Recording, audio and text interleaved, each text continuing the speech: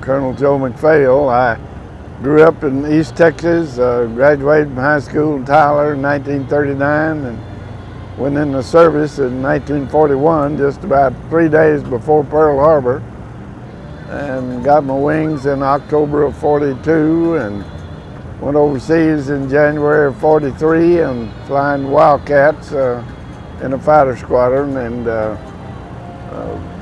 was overseas 14 months, and then really didn't do much anything, and we were just occupying islands to keep the Japanese from getting them, and came back and instructed and went overseas again in January of 45 and joined VMF 323, the Death Rattlers they were called, and ended up on Okinawa, stayed there until June of 15th of 45, and then I went to Peleliu and stayed there in Peleliu till the war ended, and was in the reserve, got called back in August the 1st of 50, and went to Korea and flew 102 missions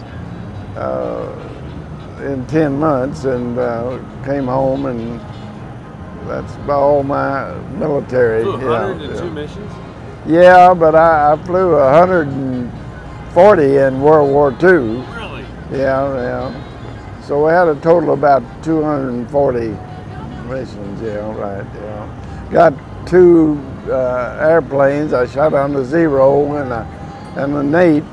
I tell everybody I wrecked 3 American airplanes and I shot down 2 Japanese airplanes, and so I consider myself a generic ace. Yeah. Yeah, I was with 3 divisions with 12 airplanes, and we vectored the first day. We were flying out of Okinawa on the 12th of April. I just happened to remember it.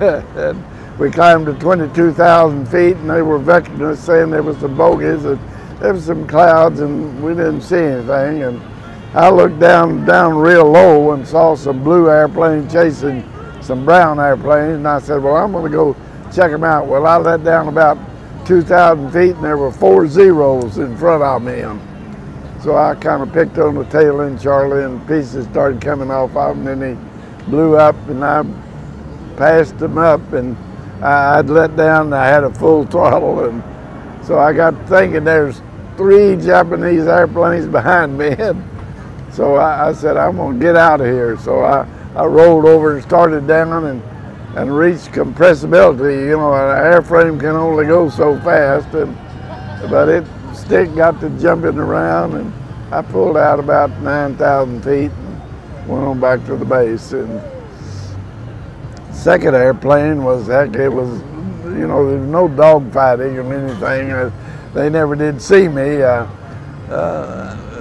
He was about 1,000 feet. It was a Nate, a fixed-geared airplane the Japanese had, and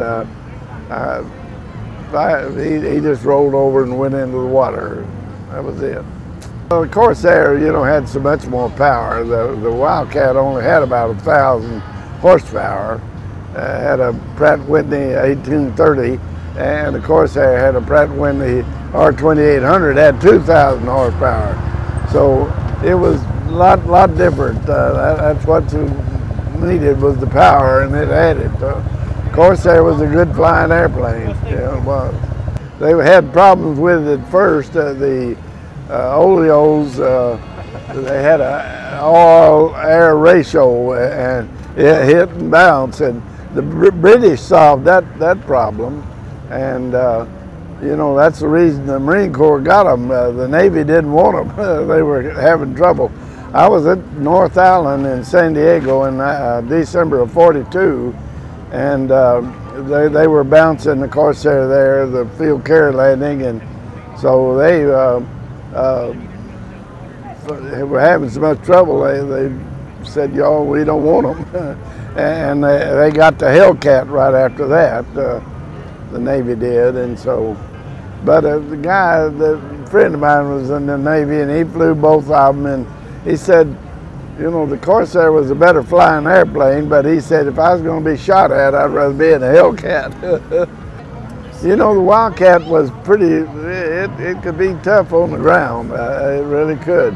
You know, especially a crosswind. Yeah. Darn, I ground looped one of my 3 airplanes I tore up. I ground looped a Wildcat on Samoa and on takeoff.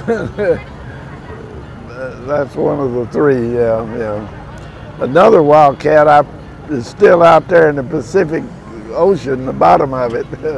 I ran out of fuel and had to land in the water. And really? Fortunately, they picked me up, on a PT boat, brought me back, How long were you in the water?